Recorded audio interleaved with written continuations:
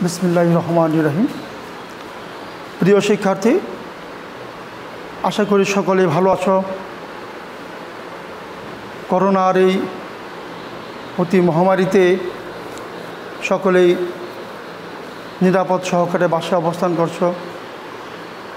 দীর্ঘদিন বিদ্যালয় বন্ধ, বিদ্যালয়ের গতানুগতিক ক্লাসগুলো হচ্ছে না, কারণ কোভিড-19 সারা বিশ্বে ছেয়ে গেছে। আমাদের বাংলাদেশেও করোনার মহামারী আকার ধারণ করেছে। আমাদের সরকার মহোদয় ভবিষ্যৎ ভালোর জন্যই, ছাত্রছাত্রীদের ভালোর জন্যই বিদ্যালয়ে ক্লাসগুলো বন্ধ রেখেছে এবং সেই লক্ষ্যে তার ধারাবাহিকতায় আমরা ইতিমধ্যেই আমাদের অনলাইন ক্লাসগুলো আমরা করেছি। তার ধারাবাহিকতায় আজকে আমি তোমাদের কাছে উপস্থাপন করব একটি ক্লাস। তার পূর্বে আমি তোমাদেরকে এই কোভিড-19 যে তোমাদের করণীয় কী, আমাদের করণীয় কী, সকলের করণীয় কী, সেই সম্পর্কে একটু ধারণা দিচ্ছি। কোভিড-19 করোনা ভাইরাস, এটি অত্যন্ত মারাত্মক ভাইরাস। যে ভাইরাসটি আমাদের নাক দিয়ে প্রবেশ করে, চোখ দিয়ে প্রবেশ করে, মুখ দিয়ে প্রবেশ করে, আমাদের ফুসফুসে আক্রান্ত করে। সুতরাং এই ভাইরাসটি প্রতিরোধ করতে হলে প্রথমে আমাদেরকে বাসায় অবস্থান করতে হবে। আমাদেরকে বারবার হাত সাবান দিয়ে ধৌত করতে হবে। আমরা যদি কোনো বাইরে যাই, অবশ্যই ঘরে এসে আগে সাবান দিয়ে হাত ধৌত করে তারপর আমরা অন্য অন্য জিনিস আমরা স্পর্শ করব। হয়তো আমরা নাকে আমাদের হাত দিয়ে স্পর্শ করব না, কারণ আমাদের হাতের মধ্যে জীবাণুগুলো বসবাস করে। এই জন্য আমরা হাতটাকে পরিষ্কার পরিচ্ছন্ন রাখব। আর আমাদেরকে অবশ্যই মাস্ক পরতে হবে। ছাত্রছাত্রী, তোমরা অবশ্যই একটু ঘরে বাইরে গেলেই মাস্ক পরবে, তোমাদের গার্জিয়ানদেরকে মাস্ক পরতে বলবে। মাস্ক হলো বর্তমানে কোভিড-19 প্রতিরোধের সবচেয়ে ভালো একটি উপাদান। সুতরাং মাস্ক অবশ্যই পরিধান করবে। আর অযথা বাইরে ঘোরাঘুরি করা দরকার নেই, বাসায় বসে পড়াশোনা করবে। আর বাইরে যদিও যেতে হয় তাহলে দূরত্বটা বজায় রাখবে। একজনের থেকে আরেকজন 6 ফিট 3 ফিট দূরত্ব বজায় রাখতে হবে। হাঁচি কাশি সর্দি কাশি হলে তাড়াতাড়ি ডাক্তারের শরণাপন্ন হতে হবে।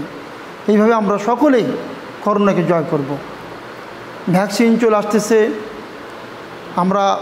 ভ্যাকসিন আমরা দিয়েছি, তোমাদের সামনে আগামীতে তোমাদের দেবে, তোমাদের গার্জিয়ান ভ্যাকসিন নিচ্ছে। সুতরাং এই অতিমারি কিছুদিনের মধ্যে আশা করি এই দেশ থেকে চলে যাবে, পুরো বিশ্ব থেকে চলে যাবে। তোমরা ভালো থেকো এবং তোমরা সুস্থ থেকো।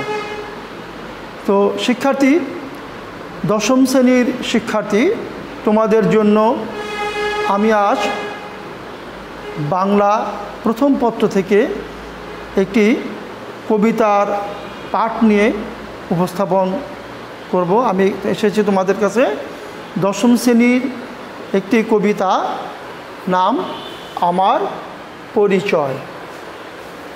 তোমাদের পাঠ্যপুস্তক বইতে রয়েছে আমার পরিচয় কবিতাটি। এর কবি হলেন বা লিখেছেন বরেন্দ্র অঞ্চলের বিখ্যাত কবি সৈয়দ শামসুল হক। আধুনিক কবি সৈয়দ শামসুল হক, তিনি বরেন্দ্র অঞ্চলের মানুষ। সুতরাং তার কবিতায় আমরা ওই অঞ্চলের ইতিহাস ঐতিহ্যকে আমরা খুঁজে পাই। সেই বিখ্যাত কবি সৈয়দ শামসুল হকের কবিতাটি আমার পরিচয়। তিনি তার কথা বলেছে, তার মাধ্যমে তিনি জাগ্রত করেছে আমাদের পুরো বাঙালিকে। আমরা বাঙালি, আমাদের পরিচয় আমরা বাঙালি, আমাদের পরিচয় আমরা বাঙালি জাতি। তো বাঙালি জাতি আসলে এটা আমাদের পূর্ব ইতিহাস, ঐতিহ্য, সংস্কৃতি আমাদের কীরকম ছিল, আমরা ইতিহাসের ধারক বাহক কীভাবে আমরা এই আজকে এখানে আসতে পেরেছি, কাদের অবদানে, কোন কোন বাঙালি, কী কী ঐতিহ্য, কী সংস্কৃতি আমাদের মধ্যে ছিল, এই সমস্ত কিছু একটি ছোট্ট আকারে তিনি চমৎকারভাবে আমাদের মাঝে উপস্থাপন করেছেন। প্রিয় শিক্ষার্থী, আমরা এই কবিতাটি পড়ে আমরা কি শিখব? প্রথমে আমরা আসি শিখন ফল, কি আমরা শিখতে পারি। আমরা শিখব বাঙালি জাতিসত্তার ইতিহাস সম্পর্কে ধারণা করতে পারবো। আমরা যে বাঙালি, এই বাঙালি জাতি, এটার ইতিহাসটা কি, এটা ইতিহাসটা সম্পর্কে একটু ধারণা দিতে পারবো। বাঙালির ঐতিহ্য এবং আমাদের ঐতিহ্যটা কি, ট্রেডিশনটা কি, আমাদের সংস্কৃতি, এর পরিচয় আমরা দিতে পারবো। এই কবিতার মাধ্যমে আমরা বাঙালি কৃতি সন্তানদের পরিচয় দিতে পারবো। আমাদের এই বাঙালি জাতির কৃতি সন্তানগুলোর আমরা পরিচয় দিতে পারবো এই কবিতার মাধ্যমে। আমরা বাঙালি জাতির মূল মন্ত্র কি, এ সম্পর্কে একটা ধারণা দিতে পারবো। আমরা অসাম্প্রদায়িক চেতনার পরিচয় পাবো এই কবিতায়। আমাদের সাম্প্রদায়িক দ্বন্দ্ব নয়, আমরা অসাম্প্রদায়িক চেতনায় আমরা উদ্বুদ্ধ। বাঙালি জাতি, ধর্ম, বর্ণ নির্বিশেষে একটাই কথা, আমরা বাঙালি জাতি। সেই জাতিসত্তার, সেই বাঙালি জাতির সত্তার ধারণা নিয়ে আমাদের মাঝে কবিতাটি লিখেছেন সৈয়দ শামসুল হক। আমি তোমাদের মাঝে কিছুটা উপস্থাপন করছি। আমি জন্মেছি বাংলায়, আমি বাংলায় কথা বলি, আমি বাংলার আলপথ দিয়ে 1000 বছর চলি। আলপথ, আমরা জমির যে এই সীমানার পথ, দুই জমির মাঝখানে একটা আল থাকে, সে আলপথটাকে বলা হয় এখানে, যে আমি বাংলার আলপথ দিয়ে 1000 বছর চলি পলি মাটি কোমলে আমার চলার চিহ্ন ফেলে, 1300 নদী শুধায় আমাকে, কোথা থেকে তুমি এলে। 1300 নদী আমাদেরকে বলছে কোথা থেকে এই বাঙালি জাতিটা আসলো। কবি তখন উত্তর দিচ্ছে, আমি তো এসেছি চর্যাপদের অক্ষরগুলো থেকে, আমি তো এসেছি সওদাগরের ডিঙ্গার বহর থেকে, আমি তো এসেছি কৈবর্তের বিদ্রোহ গ্রাম থেকে, আমি তো এসেছি পালযুগ নামে চিত্রকলার থেকে। এখানে কবি বলেছেন চর্যাপদ। চর্যাপদ কি? চর্যাপদ হলো আমাদের বাংলা ভাষা ও সাহিত্যের প্রথম ঐতিহ্যের নিদর্শন, সাহিত্য এবং ঐতিহ্যের নিদর্শন চর্যাপদ। এই চর্যাপদটি হরপ্রসাদ শাস্ত্রী নেপাল রাজদরবার থেকে উদ্ধার করেছেন। বাংলার যে পাণ্ডুলিপিটা, এটা আবিষ্কার করেছেন আজ থেকে 600 থেকে 11 শতকের মধ্যে এই গদ্য রচনাগুলো হয়েছিল এই চর্যাপদে। সেই চর্যাপদ থেকে আমরা বাংলা সাহিত্য ঐতিহ্য পেয়েছি। সওদাগরের ডিঙ্গার বহর থেকে, সেই চাঁদ সওদাগর, বেহুলা লক্ষিন্দর, সেই যুগের থেকে আমরা আমাদের অস্তিত্ব, আমাদের ঐতিহ্য পেয়েছি। কৈবর্তের বিদ্রোহী গ্রাম থেকে। কৈবর্তের বিদ্রোহী কি? 21 শতক থেকে, অর্থাৎ 11 শতক থেকে আনুমানিক 1070 থেকে 1077 খ্রিস্টাব্দ পর্যন্ত মহিপালের বিরুদ্ধে, মানে পাল বংশের একজন বাদশাহ, একজন সম্রাট, রাজা মহিপাল, তার বিরুদ্ধে সামন্ত চক্র মিলিত হয়ে, অর্থাৎ একটি জাতি যাকে বলা হয়, এটা সম্ভবত এরা একটা সাঁওতাল জাতি, এরা মৎস্য শ্রেণীর একটি জাতি। এরা বিদ্রোহ করেন। এই বিদ্রোহ হলো কৈবর্ত বিদ্রোহ। এটা ছিল, বিদ্রোহ নেতা ছিলেন কৈবর্ত সম্প্রদায়ের লোক, তার নাম দিব্য ছিল তার নাম। সুতরাং এই কৈবর্তের বিদ্রোহের মাধ্যমেই আমরা আমাদের জাতিকে পেয়েছি। এসেছে বাঙালি পাহাড়পুরের বৌদ্ধবিহার থেকে, বৌদ্ধবিহার, নওগাঁর, আমরা যেটা জানি বৌদ্ধবিহার কোথায়, পাহাড়পুরের বৌদ্ধবিহার, বর্তমানে নওগাঁ জেলার বদলগাছি গ্রামে এটি অবস্থিত। চমৎকার একটি বিহার। সেই বিহারে আমাদের এই তৎকালীন সে লেখাপড়া বিহারে হতো, ছোট ছোট ঘর তৈরি করে সেই ধর্মগুরুরা সেখানে অধ্যয়ন করাতেন। 1879 সালে স্যার কানিংহাম এই বিশাল কীর্তিটি আবিষ্কার করেন। এসেছি বাঙালি জোর বাংলার মন্দির বেদি থেকে, এসেছি বাঙালি বরেন্দ্রভূমি সোনা মসজিদ থেকে। বরেন্দ্রভূমি সেই উত্তর বাংলার মাটি, যেকে বলা হয় বরেন্দ্র অঞ্চল। বরেন্দ্রভূমি সোনা মসজিদ এটা হলো চাঁপাইনবাবগঞ্জে অবস্থিত অত্যন্ত সৌন্দর্যমণ্ডিত একটি মসজিদ। হোসেন শাহী আমল থেকে, ইলাশী আমল থেকে এই মসজিদগুলো তৈরি হয়েছে। সেই শাহী বংশের, ইলাশী বংশের, হোসেন শাহী বংশের আমলের সেই ঐতিহ্য আমাদের বাংলাতে এসে পড়েছে। আমি তো এসেছি সার্বভৌম বারোভূঁইয়ার থেকে।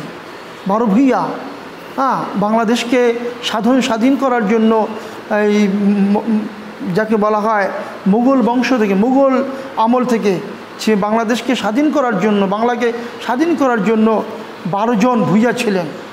তাদের মধ্যে প্রধান ছিলেন ইশাখা ছিলেন 12 ভূঁইয়াদের অন্যতম প্রধান।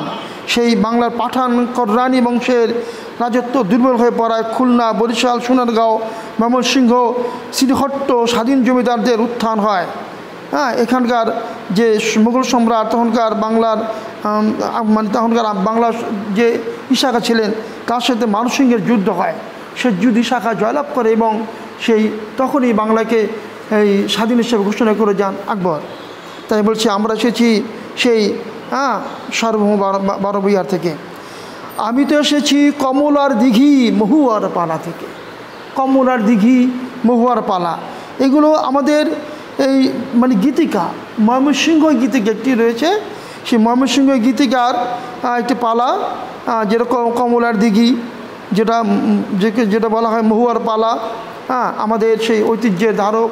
আমরা ওখান থেকে আমাদের ইতিহাস পাই যে মহুয়ার পালা, কমলার দিঘি, এখান থেকে আমরা অনেক কিছু আমাদের জানতে পারি সেই ময়মনসিংহ গীতিকা। আমি তো এসেছি তিতুমির আর হাজি শরীয়ত থেকে। তিতুমির আমাদের বাঙালিদের যে অন্যতম একজন বিদ্রোহী, যিনি ব্রিটিশদের বিরুদ্ধে যুদ্ধ করেছেন, লড়াই করেছেন। তিনি এই বাঁশের কেল্লা তৈরি করেছিলেন ব্রিটিশদের বিরুদ্ধে যুদ্ধ করার জন্য এবং তিনি শহীদ হয়েছেন। শহীদ তিতুমির, যার আসল নাম মীর নিসার আলী, তিনি যুদ্ধে শহীদ হয়েছেন। কিন্তু তিনি আমাদের পথ দেখিয়েছেন যে স্বাধীন করতে হলে রক্ত দিতে হবে, শহীদ হতে হবে। সুতরাং এই শহীদ তিতুমির, হাজী শরীয়তুল্লাহ, এরা আমাদেরকে দেখিয়ে দিয়েছে যে কি করে বাংলাকে স্বাধীন করতে হলে তাদেরকে যুদ্ধ ছাড়া, লড়াই ছাড়া সম্ভব নয়। আমি তো এসেছি গীতাঞ্জলি ও অগ্নিবীণার থেকে। রবীন্দ্রনাথ এবং কবি নজরুল ইসলামের বিখ্যাত দুটি রচনা গীতাঞ্জলি। গীতাঞ্জলি হলো রবীন্দ্রনাথের একটি রচয়িতা, যা লিখে তিনি নোবেল পুরস্কার পেয়েছেন। সাহিত্যে নোবেল পুরস্কার পেয়েছিলেন বাঙালি কবি, বিশ্বকবি রবীন্দ্রনাথ ঠাকুর। তিনি আমাদের ঐতিহ্যের, সংস্কৃতির ধারক। আর অগ্নিবীণা কবি নজরুল ইসলাম, বিদ্রোহী কবি, তার যে বিষের বাঁশি, তার যে অগ্নিবীণা, তার বিদ্রোহী এই কবিতাগুলো সারা বিশ্বে বাংলা ভাষা থেকে বিভিন্ন ভাষায় অনুদিত হয়ে আমাদের সাহিত্যকে অনেক উন্নত করেছে। এসেছি বাঙালি ক্ষুদিরাম আর সূর্য সেনের থেকে। ক্ষুদিরাম সে ছোট্ট বয়সে ক্ষুদিরাম 1889 থেকে 1908 এই অল্প বয়সে একটি ছেলে ব্রিটিশ বিরোধী আন্দোলন করেছিলেন এবং বোমা তৈরি করে ম্যাজিস্ট্রেট কিংসফোর্ডকে হত্যা করতে গিয়ে ভুলবশত দুজন ইংরেজ নারীকে হত্যা করে ফেলে। অবশ্য ধরা পড়ে, ফাঁসির মঞ্চে নিয়ে যায়, ফাঁসি কার্যকর হয় এবং শহীদ হয়ে যায়। এইভাবেই আরেকজন রয়েছে সূর্য সেন, মাস্টারদা সূর্য সেন। সূর্য সেনকে সূর্য সেন হলো চট্টগ্রাম জেলা রাউজান এলাকায় তিনি অস্ত্রশস্ত্র নিয়ে যুদ্ধ করতেন ব্রিটিশদের বিরুদ্ধে। তিনি রাউজান থানার নোয়াপাড়া গ্রামে জন্মগ্রহণ করেন। আজীবন ব্রিটিশদের বিরুদ্ধে সশস্ত্র যুদ্ধে নিয়োজিত ছিলেন। তিনি চট্টগ্রামকে ইংরেজ মুক্ত করে স্বাধীনতা ঘোষণা করেন। তার একটি চমৎকার একটা আক্রমণ, একটা অপারেশন হয়েছে। সেটা কি? সেটা চট্টগ্রামের পাহাড়তলি এলাকায় ইংরেজদের একটি ক্লাব ছিল, সেখানে লেখা ছিল বাঙালি আর কুকুর প্রবেশ নিষেধ। আমাদেরকে কুকুরের মতো তুলনা করা হয়েছে। সূর্য সেন আর তার সহযোগী প্রীতিলতা অদ্দেদার আরেক বাঙালি মহিষী নারী, তারা আক্রমণ করে বুলেট দিয়ে তাদেরকে নিহত করে অবশেষে প্রীতিলতা অদ্দেদার সেখানেই তিনি নিহত হন। তিনি নিজেই সায়নের ক্যাপসুল খেয়ে তিনি সুইসাইড অবলম্বন করেন, তবু তিনি ধরা দেননি। এই সেই বাঙালি নারী আর সে বাঙালি পুরুষ, আমাদের বাংলাদেশের সন্তান সূর্য সেন এবং প্রীতিলতা অদ্দেদার। এইভাবে আমাদেরকে উদ্দীপনা, আমাদেরকে উৎসাহ দিয়েছে স্বাধীনতা যুদ্ধে ঝাঁপিয়ে পড়ার জন্য। এসেছি বাঙালি জয়নুল আর অবন ঠাকুর থেকে। জয়নুল আবিদিন, শিল্পাচার্য জয়নুল আবিদিন, যার আচরে বিশ্বে বাংলাদেশের সংস্কৃতি সাহিত্য উঠে এসেছে চিত্রের মাধ্যমে, যাকে বলা শিল্পাচার্য। এই জয়নুল আবিদিন দুর্ভিক্ষের ছবি এঁকে দেখিয়ে দিয়েছে দুর্ভিক্ষের অবস্থা হলে মানুষের কী হয়। তারপর রয়েছে অবন ঠাকুর, রবীন্দ্রনাথ ঠাকুরের বংশধর, তার পূর্বপুরুষ। শিশু সাহিত্যের অনেক অবদান রেখেছেন। এসেছি বাঙালি বাংলা ভাষার রাজপথ থেকে। 52 সালের রাজপথ রক্তে রঞ্জিত হয়েছে আমাদের সালাম, বরকত, রফিক, জব্বার, বরকত, আরও অনেক অজানা মানুষের, অনেক ছাত্রের। তারা আত্মহতি দিয়েছে আমাদের বাংলা ভাষাকে রাষ্ট্রভাষা করার জন্য। তাদের থেকে আমরা উদ্দীপনা পেয়েছি, প্রেরণা পেয়েছি। তো রাষ্ট্রভাষা লাল রাজপথ থেকে এসেছি বাঙালি বঙ্গবন্ধু শেখ মুজিবুর রহমান থেকে। বঙ্গবন্ধু জাতির পিতা, শেখ মুজিবুর রহমান আমাদের জাতির পিতা, আমাদের স্বাধীনতার ধারক, আমাদের স্বাধীনতার প্রতীক, আমাদের স্বাধীনতার অবিসংবাদিত নেতা, বাঙালির জাতির অবিসংবাদিত নেতা, জাতির পিতা। তিনি আমাদের মুক্তিযুদ্ধের প্রতীক, সমৃদ্ধির প্রতীক, আমাদের স্বাধীনতার প্রতীক। তার সেই অবিসংবাদিত নেতার সেই স্লোগান, সেই ভাষণ, 7ই মার্চের সেই উত্তাল লক্ষ লক্ষ জনতার মাঝে তিনি যে ভাষণ দিয়েছিলেন, কি এবারের সংগ্রাম আমাদের স্বাধীনতার সংগ্রাম। সেই উদ্যত্ত ভাষণে আমরা লক্ষ লক্ষ কোটি কোটি জনগণ ঝাঁপিয়ে পড়েছিলেন মুক্তিযুদ্ধে। তো আমাদের জাতির পিতা বঙ্গবন্ধু শেখ মুজিবুর রহমান, সেই উদ্দীপনা থেকে আমরা জয়লাভ করেছি। আমি যে এসেছি জয় বাংলার বজ্রকণ্ঠ থেকে, মুক্তিযুদ্ধের একটি স্লোগান জয় বাংলা, এর বজ্রকণ্ঠ থেকে আমি এসেছি। আমি তো এসেছি 71-এর মুক্তিযুদ্ধ থেকে। বাঙালি 71 সালে দীর্ঘ 9 মাস মুক্তিযুদ্ধ করে লাল সূর্য ছিনিয়ে এনেছে আমাদের কাছে। এসেছি আমার পেছনে হাজার চরণ চিহ্ন ফেলে, শুধাও আমাকে এত দূর তুমি কোন প্রেরণায় এলে। তবে তুমি বুঝি বাঙালি জাতির বীজ মন্ত্রটি শুনো নাই। আমাদের বাঙালি জাতির একটি বীজ মন্ত্র রয়েছে, আমাদের যে জাতির মূল মন্ত্র, সেটা কি? সবার উপরে মানুষ সত্য, তাহার উপরে নাই। স্বামী বিবেকানন্দের সেই কণ্ঠস্বর এটি। তো একসাথে আছি, একসাথে বাঁচি, আজও একসাথে থাকবই, সব বিভেদের রেখা মুছে দিয়ে সাম্যের ছবি আঁকবই।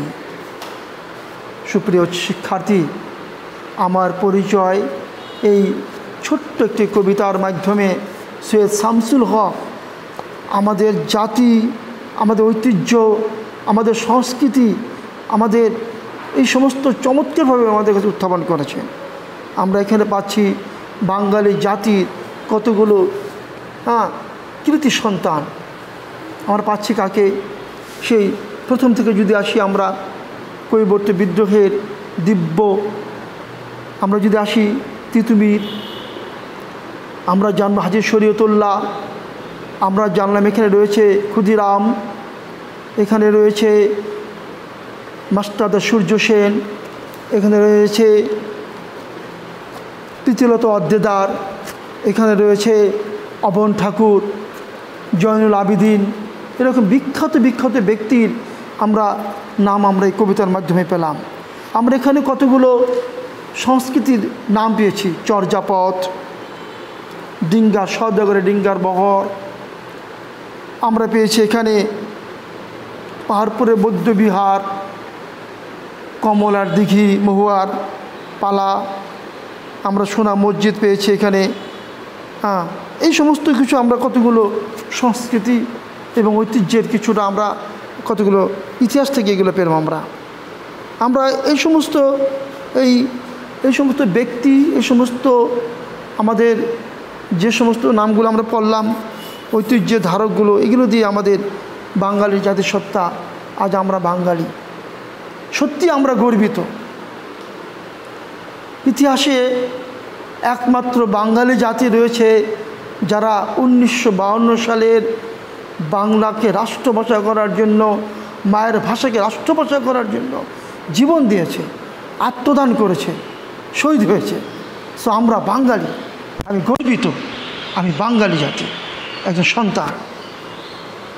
তো এই কবিতার মাধ্যমে সৈয়দ শামসুল হক আমাদেরকে আত্মমর্যাদা বোধ সম্পন্ন একটি স্বাধীন সার্বভৌম রাষ্ট্র, জাতির সত্য প্রতিষ্ঠার পশ্চাতে যাদের ইতিহাস রয়েছে, যাদের ঐতিহ্য রয়েছে, যাদের সংগ্রাম রয়েছে, সেগুলো সম্পর্কে আমরা জানলাম। আমরা আমাদের এই জাতিকে আমরা শ্রদ্ধা করি, আমরা বাঙালি জাতি। সো বাঙালি জাতির আমরা ইতিহাস সম্পর্কে জানলাম, আমাদের জাতির সত্তা, কৃতি সন্তানদের সম্পর্কে জানলাম, আমাদের মূল মন্ত্র কি, আমরা অসাম্প্রদায়িক চেতনায় উদ্বুদ্ধ। আমাদের বাঙালি জাতির মধ্যে হিন্দু, মুসলমান, বৌদ্ধ, খ্রিস্টান, আমাদের এই সমস্ত কোনো ভেদাভেদ নেই। আমরা বাঙালি জাতি, আমরা পালন করি পয়লা বৈশাখ, সকল ধর্মের মানুষই বাঙালি জাতি হিসেবে আমরা এটাকে পালন করি।